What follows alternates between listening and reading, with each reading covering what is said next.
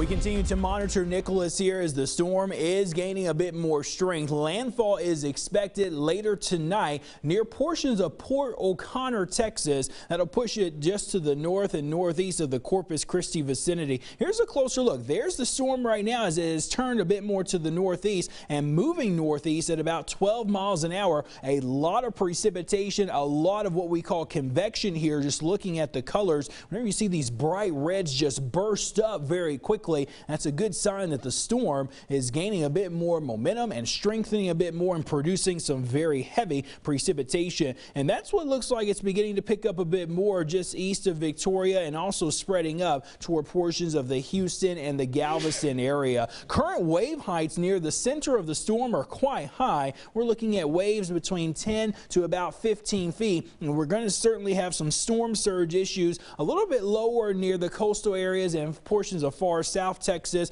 but once you get up to near Victoria and stretching up to near Galveston Bay, we could easily be looking at over maybe 3 to 5 foot storm surge, which could easily cause some problems, especially with all of these locations being low-lying spots at this time.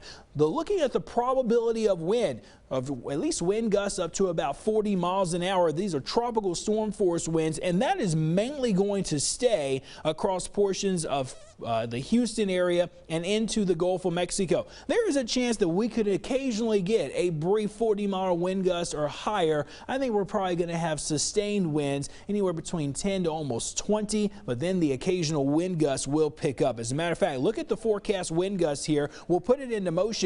As we get closer to time, there's the storm that's going to be making landfall, but notice where the stronger winds will gradually begin to pick up. That will be located on the east side of the storm. So not only are you dealing with some very heavy rain, the threat for a tornado or two also possible in this, but you've got some strong wind gusts that will pick up as well. This could lead to some power outages, especially across portions of southeast Texas especially. Meanwhile, for us, our wind is not really going to pick up much until we get into the day tomorrow as the center of the storm gets a little bit closer to it. So we get some of the brighter greens. These are our wind gusts. You notice here anywhere between about 10 to maybe 25 mile an hour gusts. Again, the sustained wind will peak up to about 20 miles an hour, and as the storm gradually loses its tropical characteristics more and more, the wind gusts will eventually die down and gradually head off to the east. This would be Wednesday morning around 4 o'clock. Okay, a quick check outside for us. We have a lot of cloud cover here in East Texas. It is muggy. It is also warm, but all of this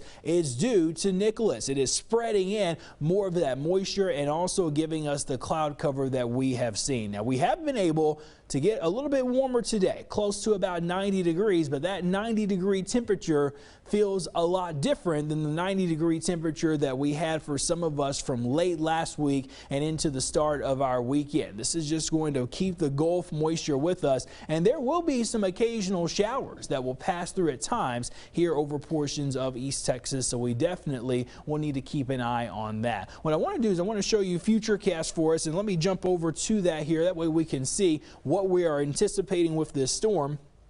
And you'll notice here as we put this in time, we're going to have some of the heavier rain gradually work its way through sections of southeast Texas. So here we go with time. We get to about 9-10 o'clock tonight. Heaviest rain really picking up across the Houston metro. That's where the heaviest precipitation will be. Now the question is, as the storm moves in, is it going to take that rain to the east or more to the north and northwest into our area? We definitely are going to see an increased rain coverage by tomorrow morning for deep East Texas. Hopefully the heaviest of it will stay off to our south and southeast, but also these regions don't need it either as they've had some flooding of their own, especially in recent tropical events. But for the rest of us, certainly some clouds and some occasional showers are expected here with this storm.